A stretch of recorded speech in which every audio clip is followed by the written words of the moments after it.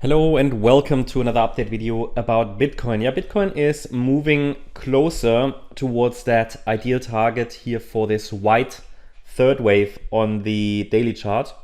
If you watched or if you have been watching previous videos, then you will know that the third wave in our white scenario should ideally get to 73,886.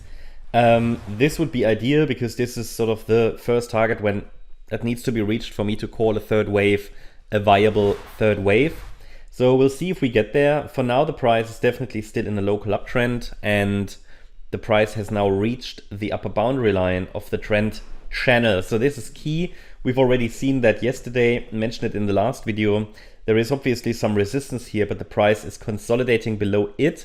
And since March, the price has tried to break out of this channel, or let's call it a broadening wedge pattern or whatever, but it's pretty much a corrective, let's say it's a corrective price channel, and that typically indicates further upside continuation, at least based on what we see right now, which is why we've been watching for higher prices either from this support area, which did hold already, or from this one. So two bullish wave counts on the daily chart, both allow for new all-time highs.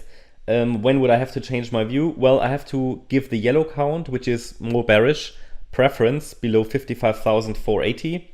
But that hasn't changed, and we are far away from that key level. So at the moment, the white count is clearly leading.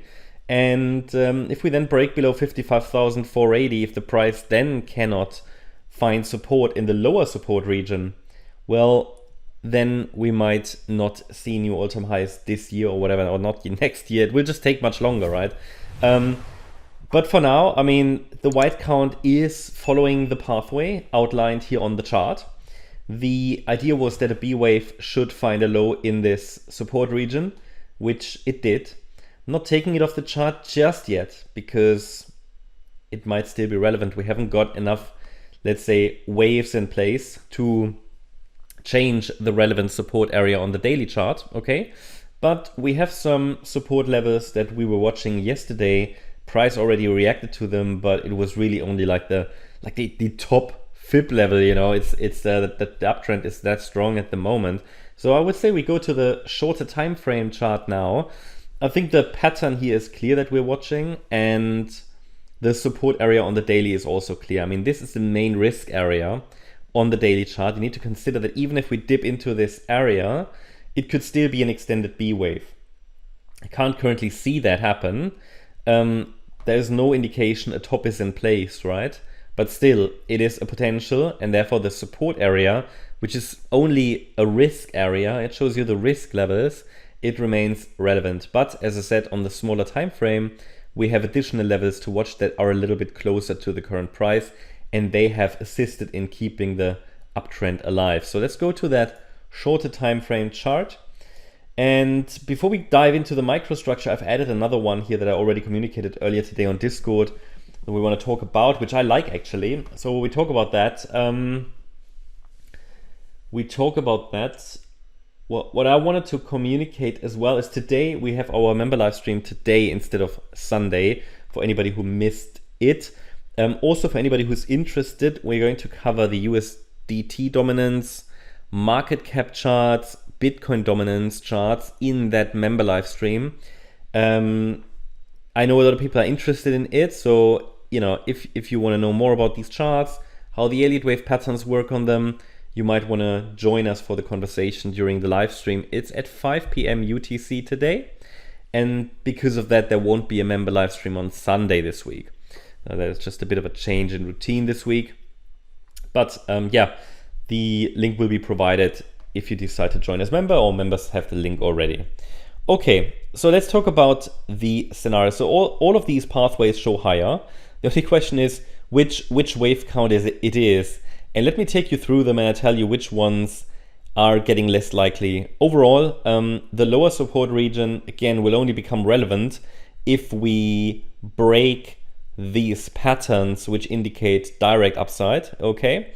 And that would be, so basically the level that distinguishes between the directly bullish pathways and the, let's say, reset of a B wave, which would be the idea that this B wave I just showed you on the daily never finished. That level is at 60,470, but it hasn't changed since yesterday, which means, in other words, as long as we're holding the upper support areas, there is no sign the uptrend is over, so we can focus on higher. At the same time, if pullbacks show, they can be an opportunity. Pullbacks so far have been shallow, and let's now take a look at what that means. Now it could, so first of all, the white count is still possible, where we say all of this is a wave 1, and then this was like an A, B, C, but it hasn't really given us a C wave, and the lower support area will become relevant. I probably will take this one off the chart. That deep pullback doesn't seem to materialize, but it would be an opportunity, but it doesn't seem to materialize, at least not right now. I'm not happy to take it off the chart just yet, but might do that today if the price keeps pushing. The more aggressively bullish count, which at the moment is being followed, is the yellow scenario, where we have a 1-2, 1-2 setup. Price reacted to the upper support area yesterday, and we could already be in the third wave.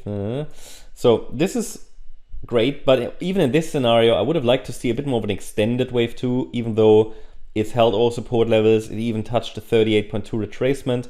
We're pushing higher, but I thought about alternatives. If it just keeps pushing, is it a third wave in yellow? Maybe, right? Maybe. By the way, all of these should take us to around about 74K. It's just how the subdivisions are unfolding. It's just the noise pretty much. If the market is bullish, sometimes there are no deep pullbacks, but that's exactly what the yellow scenario is for, right? But still, with this overshooting B wave we've seen yesterday, so this push higher was an overshooting B wave probably. Doesn't happen very often in a wave 2. So I thought about, okay, what else could it be? And I'm thinking maybe, yes, this is a 1-2 setup, what we talked about here, with this wave 2 on Sunday, but maybe this is a 1, 2, 3. This was wave 4. We're now in wave 5 of 3. That means the next, in blue, yeah? Then the next pullback opportunity would be a wave 4, for which I can add support once we get wave 5 of 3 in place. And then there could be another wave 5 to 74K. But again, they are all the same pretty much. It's just how deep is the pullback going to be, right? Which cannot be predicted, because pullbacks are no targets or pullback levels, they are just support levels. But it just means I'm offering support. If the pullback shows right, then it can be an opportunity. For now, it can be reasonable to if you entered in our support area down here or so, it can be reasonable to try to stay in the trend as long as it's easy to do so, as long as we don't really break the support levels or something. So at the moment the trend is up, and 74K is still the target for that, and I'll show you on the daily chart again for that third wave here. Yeah? And then all of these micro counts I showed you are part of that wave C of 3.